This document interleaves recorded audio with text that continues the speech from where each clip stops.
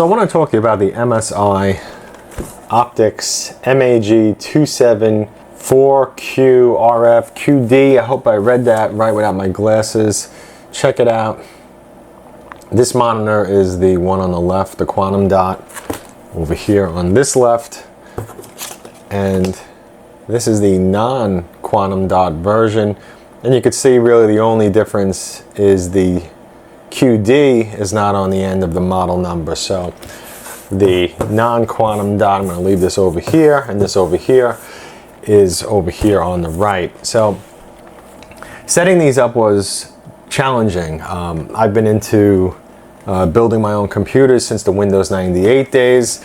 Just as a little example, I have this wonderful nostalgic 3DFX Voodoo 2. I had two of these in one of my old computers many years ago, and I was running this with the TNT 2 card, which was the main card, because these, you know, were a pass-through card. So 12 megabyte graphics cards. I also had the original Voodoo, which I believe was a 4 megabyte, and I had the Voodoo 3, and I think it was, what was it, the Voodoo 4 or whatever they called it. It was the 32, or I forget if it was 64-bit.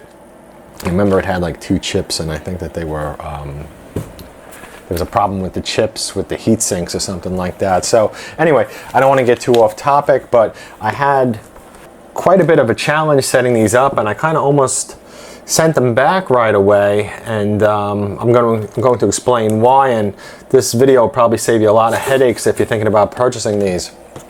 Now, the graphics card that I currently have in here is the Radeon RX 570. Now, the reason why I'm showing the box is because that's what's in the computer, but not only that, limitations are going to be based on your graphics card. Okay, so like, for example, if your graphics card can only do 4K at 30 Hertz, well, you know, that's the most your graphics card can do. If your graphics card can only do 1080, you know, that's the most your graphics card can do. So I'm going to show you the, you know, the Hertz, the bits, like if it's 8-bit, 10-bit, 12-bit, and whatever. I'm going to go through a whole bunch of things, and the color settings. I'm going to go over a whole bunch of different stuff, and I'm probably just babbling with this intro. So let me try to get started. I'm going to try to do this step by step, but I know I'm going to have to kind of double back with things because one thing kind of affects the other at some point. So I think I'm going to turn off the lights because that might be better. It might be easier to see the monitors. Okay, hopefully that looks a little bit better. If it doesn't, you're just gonna have to take my word for it. So really the first thing that you want to do with these monitors, which, you know, definitely would have saved me some headaches, is to come over to the MSI website and go over to support tab here for the monitor. So this is the page for the quantum dot, and then go over to the utility and download the utility. Okay, so you know, you might be thinking that, you know, you don't want to use the utility because you're just going to come over here, click the joystick like this, and you're just going to change the settings here. You know what, it's really nice and it works great, but the only problem with it is that you can't update the firmware with it. Okay, which makes sense. I mean, obviously, you know you can't update the firmware without it because you're downloading this to your PC. So what you're going to do is you're going to come over here and pick the firmware and download it, and you got to unzip the firmware. Okay. Now over here is also a driver for Windows 10 64-bit. It's probably also in Windows. It's built in there, I'm sure, as well. I'm running Windows 10. So again, you know, your utility, and you have to connect the USB cable that they give you to your computer. So there's a USB connector on the back of this monitor, and you have to connect it to your computer. Otherwise, you can't use this. So MSI Gaming OSD, maybe I should move this MSI page, come back here, so it's kind of darker. So the MSI Gaming OSD. So now with this, it basically functions the same as using the little joystick on the monitor, except that you come over here to settings. When you come over to settings, now you want to come over here to update. Okay, when you go to update, now it says firmware update. You know, click it and find the firmware that you just unzipped. Now the reason why this is so important is because I was having a lot of issues with the monitor settings over here in Windows on the right. So it was kind of disconnecting, it was locking up, and it was having issues with the Samsung monitor that I have. I have two of the old Samsungs. I don't know how many years old they are now, maybe 5 years old. I mean, you know, they still look great. I still like them, but I wanted something a little bit larger for my eyes. Now with that said, I think having a 27-inch about 1.5 feet away from me is too much, so I might just keep the 27 on the right over here and put a smaller one here, like the 23 or 24-inch. I just think it's a little bit easier to see. I just think that it's too wide to look at. So let's see, let me go back to, what was I going to say? Now, yeah, so after you have the firmware updated, all of the issues I was experiencing are now gone. So again, you know, I think that's the most important thing to do from the start. So after you update the firmware, you know, the next thing you're probably going to do is you're going to change the resolution and all that kind of stuff. And, you know, probably you're also going to come over here and look at all the different settings that they have. So right now this is controlling monitor 1, which is the monitor on the right. Move my cup, so monitor 1 is here, monitor 2 is on the left. So if I go to user, I change the brightness to 40, the contrast to 70, and the sharpness to a +5. There's first person shooter, which changes things. There's racing preset. There's RTS, RPG, anti-blue, and let's see, there's movie and office, and there's, now the anti-blue, I should just point this out, with the anti-blue, let me come over here to monitor, switch monitor to the quantum dot. Now the quantum dot adds this setting called premium color up here on the left. So if I went to premium color, I mean, it's really crazy bright and everything is just like blown out. Like the reds are just ridiculously blown out. Everything just looks like it's swollen and it's spilling over. So let me go back to that just to show you the blue light setting, the anti-blue light, or the low blue light. So go to support tab. Yeah, this is just pure white. So this is blinding. This is really blinding right now. So let's just say right now I'm on that premium color setting, and let's just say I bring the sharpness up a little bit here. But anyway, let me go and turn on the low blue light. I mean, this low blue light setting, and I don't even think it looks like it's showing on the camera, but it's just glowing orange. Everything is orange. You know, it's really strong. Let me go to the anti-blue light one. I have that's much darker. Now, what I did was I came over here and I went to the customization. So it has like normal. It has cool. It has warm. You know, I think warm would probably be the easiest on the eyes unless you go to customization. Now I have the red. It's maybe about 70, looks like it's about 75, 80% up. And I have the green, maybe 60, 65%. And the blue is maybe around 45. And that's how I came up with this kind of more peaceful on my eyes, at least, especially in the dark setting. Now with that said, if I hit the low blue light on this, I mean, it's really just orangey. It's just powerful. I mean, I don't know how to explain this. I really can't, you know, I really can't look at it. This low blue light setting is pretty rough. You know, if we went over to, let's just say we went to movie setting on this now it's getting much brighter. And that's with the low blue light turned on. Let me turn it off. Yeah, I mean, these monitors are very bright. So let me go back to my setting over here, which is much more peaceful, or my user setting, which is kind of a little bit brighter. Although I think the camera is probably going to like the darker setting to show better. Okay, so with that said, you know, the next thing I want to point out is back in the settings here. so there's a thing called input source, okay? So you got your HDMI 1, your HDMI 2, display port, and then here's type C.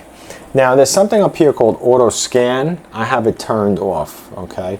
Actually, I should probably make this dark again, so turn the MSI page down, or the camera will pick this up better. So the auto scan. Now, if you leave this turned on like it is when you first get it, what's going to happen is when you come over to your Windows settings, so you're going to go to the, so just in case if I forgot to mention that, when you update the firmware, make sure you come over here, and if your screen turns off, set it to never, so it never turns off during the firmware update, and make sure your computer doesn't go to sleep. Make sure you set that to never as well. I typically have my monitor shut off at like 10 minutes, and my computer, blah, I'm not speaking good, goes to sleep in 25 minutes. I change that sometimes depending on what I'm doing. Like if I'm gonna like upload a video, I'll probably set it to like 45 minutes because that takes, you know, some time, you know, or something else. But you know, you want to set it to never. So now back to, let's see, where was I? Let's go back to display.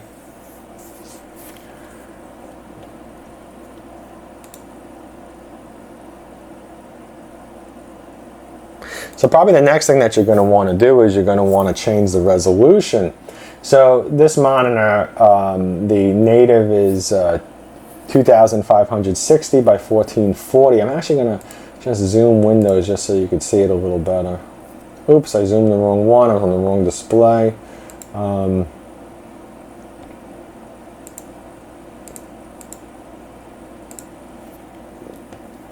Okay, so try that again.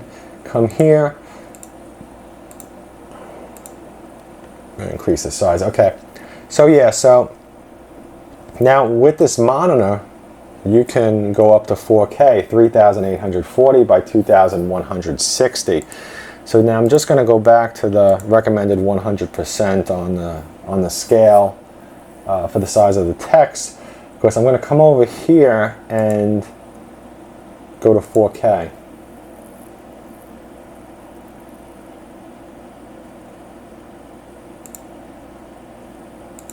And now I'm going to go back to 100%. So you can see how everything got really tiny over here on the right with the 4K. Everything's really small. Now with that said, if you go to the advanced display settings, actually I'm going to just make this really big now so you could actually see it. Okay. So let's go down to the advanced display settings. And over here we have now 60 Hertz. And 59, okay, but we have 8-bit color, okay? So with the Radeon RX 570 that I have, okay, if you're running at 4K, you only have 8-bit color, okay? Now I don't know if another graphics card, you know, that's much newer is gonna have, you know, something else, but, you know, let's go back here and let's bring the resolution back down to the 2K. 1440. Okay, so now we're back at 1440. We're still zoomed in so you could see it. So we're going to go to advanced. Okay, so now we have 60 Hertz, you know, like we had before. But the 60 Hertz is at 12-bit color. Okay. Now if I come over here and go to 120 Hertz. Keep the change. Now we have 10-bit color. Now if I go to 165 Hertz, we have 8-bit color. So the difference between 8-bit color, 10-bit color, and 12-bit color, to put it simply, 8-bit color is like a standard movie, like a 1080 movie that's a Blu-ray. It doesn't have HDR, and I'm saying that doesn't have HDR because many of the movies that are running at 1080 on some of the streaming services, they have HDR. So, you know, let's just, you know, say that you know, all we have here is 8-bit, so this is like watching a standard Blu-ray, all right? When we come over to 120 hertz, we get 10-bit color, which is HDR. Okay. Now, if you were to go to the 60 hertz, you know, you would get 12-bit color, and that is Dolby Vision. Okay, so that's even better than HDR. But I've been keeping it at the 10-bit, 120 hertz. I don't really play much games anymore on the computer. I tend to use the PlayStation 5 or the Xbox Series X. With that said, with this monitor, you can connect them to it, and you could set your Xbox or your PlayStation to 4K, and this monitor will accept the 4K, but it'll play, it'll show it on the screen at 2K, at 1440. So anyway, you know, because there's such a big difference between 8-bit color and 10-bit color, I mean, there's also a big difference between the 10-bit color and 12-bit color, but there's, I feel like, you know, the biggest difference between 8-bit and 10-bit, you know, I think that's kind of huge. And I like the fact that I can, you know, have the monitor set to 120 hertz, so my eyes aren't, you know, looking at 60 hertz, they're looking at 120, you know, much easier on the eyes. Not that I notice much of a difference, but of course, you know, there's less flicker when you go to 120 and of course at 165. But again, at 165, the color would be 8-bit. So, I mean, I'm personally not using it. You know, what you choose to do is up to you. Now, let's see, we'll make sure the quantum dot is still set. Yeah, the quantum dot's set to 10-bit as well. And let's see, where is it? We're at 150% scale. So now I do want to point something out, because, you know, you might come over and be like, you know, I can't get 10-bit, I can't get 8-bit color, excuse me, 12-bit color. You know, maybe all you're getting is, you know, 8-bit color, and you know that your graphics card is more than good for it. So what you have to do is you have to come over to your AMD graphics card settings. So you'll come over to this, load up the AMD control panel, and over here where it says color depth, you have choices. So here's 6 bits, 8 bits, 10, and 12, okay?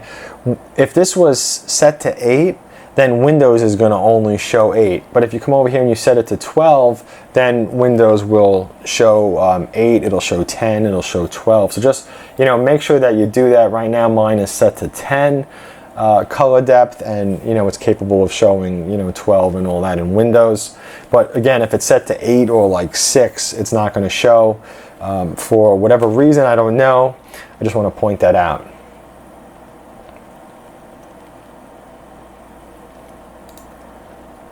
So the next thing is going to be color settings. Now, when I first hooked up each of these monitors, I noticed that, like, the color was really just, I guess, blown out. Like, overly bright, ridiculous looking reds and greens and oranges, and just really blown out. The colors look like they're swelling over. And, you know, when you're watching movies, you know, that's not something that you want, and, you know, especially with playing games. And I noticed that skin colors were really bad as well.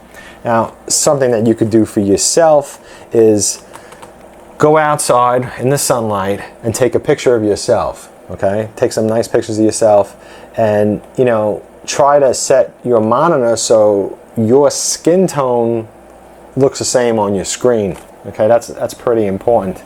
You know, you want skin tones to look the way they should, but, you know, with the manufacturer's settings and the graphics card settings by default, everything was really blown out. I'm like, you know, I was hating the monitor. I was having a lot of difficulty. So what I had to do was this. I had to come over to the graphics card and turn on the custom color, and then the saturation had to change. So, you know, the saturation can really, let me see, let me move this, put this here.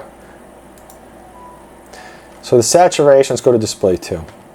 So saturation, I have it set to 80 right now. I mean, you could turn it down, so, I mean, it's black and white now when it's on 0, or you turn it up. I mean, look how I don't know if it's going to show well. It's probably not because the camera's just not going to pick it up, but everything is just so blown out. Now, the default setting, which I never had to, I never touched the settings on the graphics cards that I've owned over the years for color, ever. I would always use the monitor. But with this, for whatever reason, you know, it just doesn't work that way. So by coming over here to the saturation and turning it down, I mean, look, if I come over here and, you know, I bring it down to like 74, everything's looking a lot more like it should. You know, maybe coming down to 70s even better. The reds look red and not like spilling over. On camera they're probably spilling over, but you know, they're not anymore. But when it was set to, you know, like 100, it was. Now the contrast and the brightness as well, I took the brightness and I turned it down to a -25. If I had it set to 0, I mean, it was just crazy. It was just way too bright. And if I turn it up, you can see the blacks are just terrible. So by turning it down to like a -25, try to get it back there, you know, I was able to get black levels that are good. See, everything's like really nice and black over here. It's not like a shade of gray. So that did it. The contrast is still sitting at 100. I could come over here and, you know, change the contrast as well. Again, it's probably not going to show up, you know, too nicely on camera. So just take my word for it. And if you have this graphics card, you know, now you know you could play around with it. If you have an AMD, if you have NVIDIA, you know, they have their color settings as well. I have a NVIDIA laptop with a GeForce, I think the 1650. So, you know, that has its settings as well.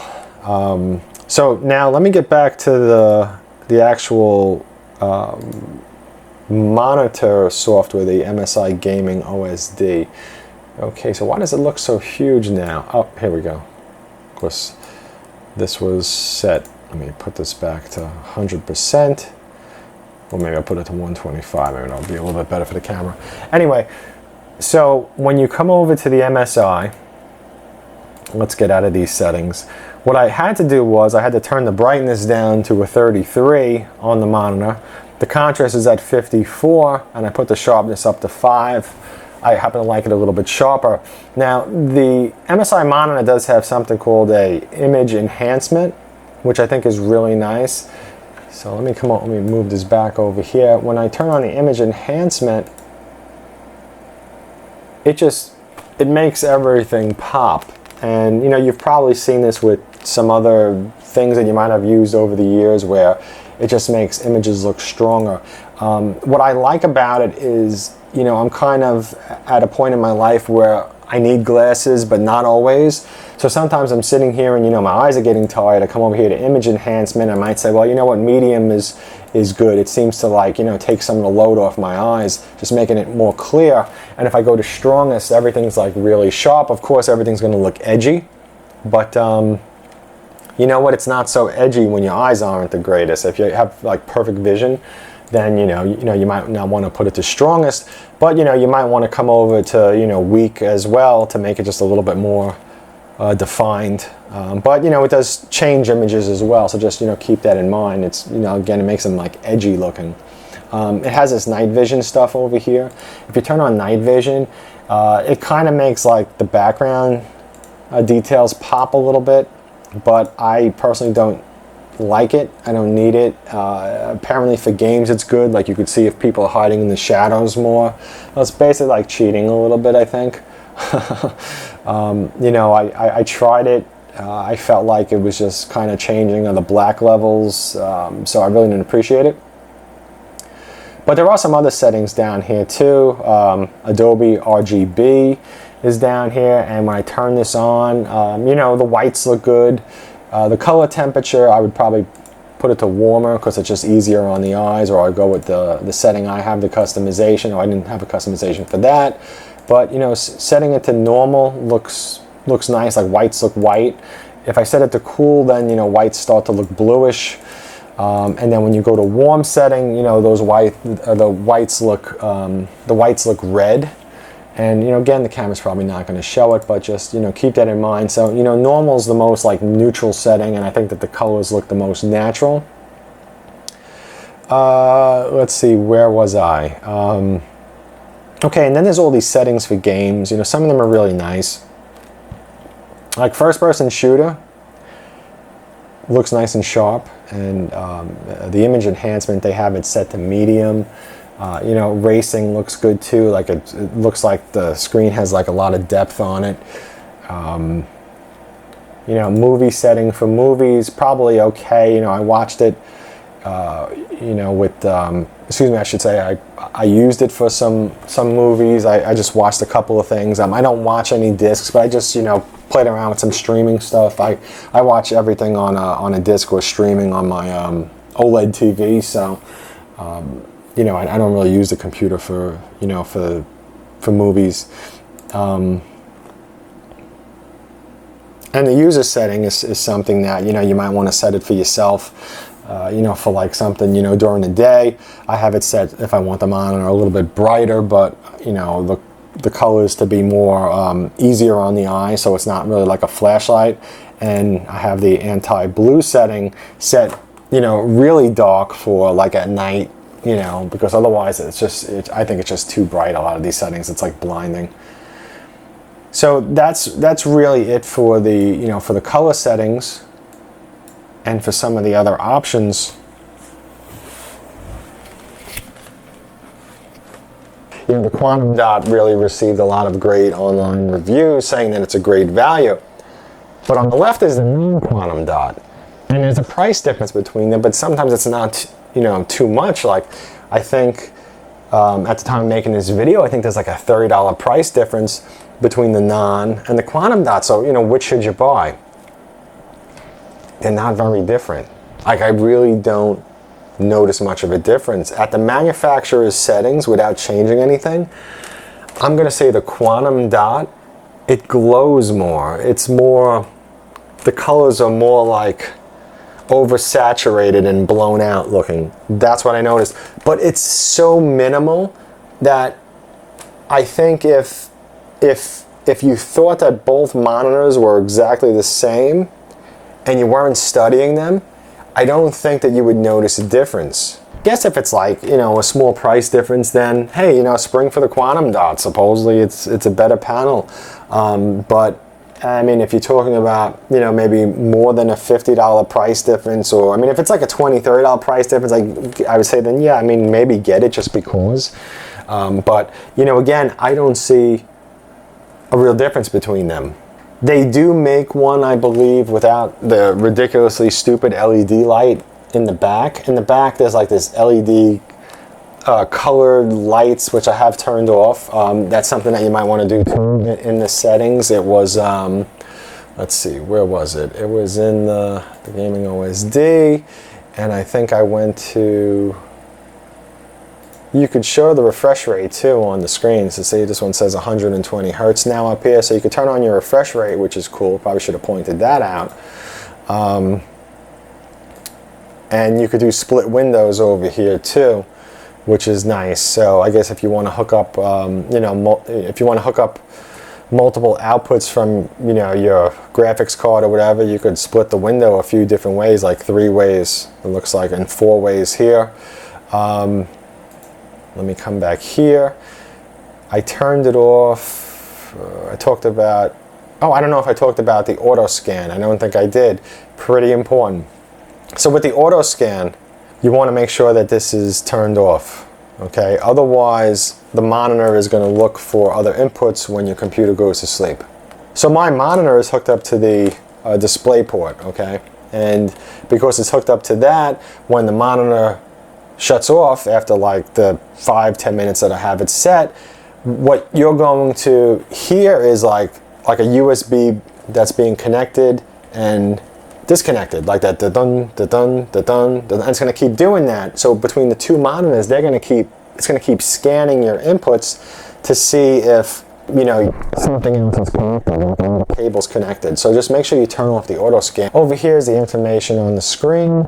You turn this on, you know, you could see what's over here off to the right. You could set your joystick in the back with shortcuts. So like alarm clock is off to the left, which would be like, come over here and you press left, alarm clock, you know.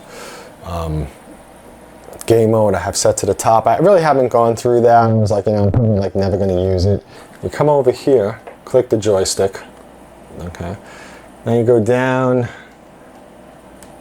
to settings, RGB, LED. I don't even know if it's actually a part of the on-screen, but that'll turn, oh boy, I lost it.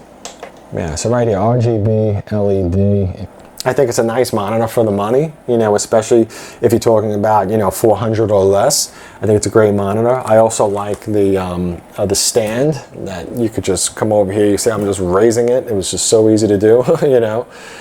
So you could set it higher or you could set it lower, and it tilts, and you could go like this with it. I'm not going to do it because the cables are, I don't want to rip anything out, but you know, you could turn the monitor this way if you want to. So, you know, again, you know, I think it's a nice monitor, and I think it's a good value.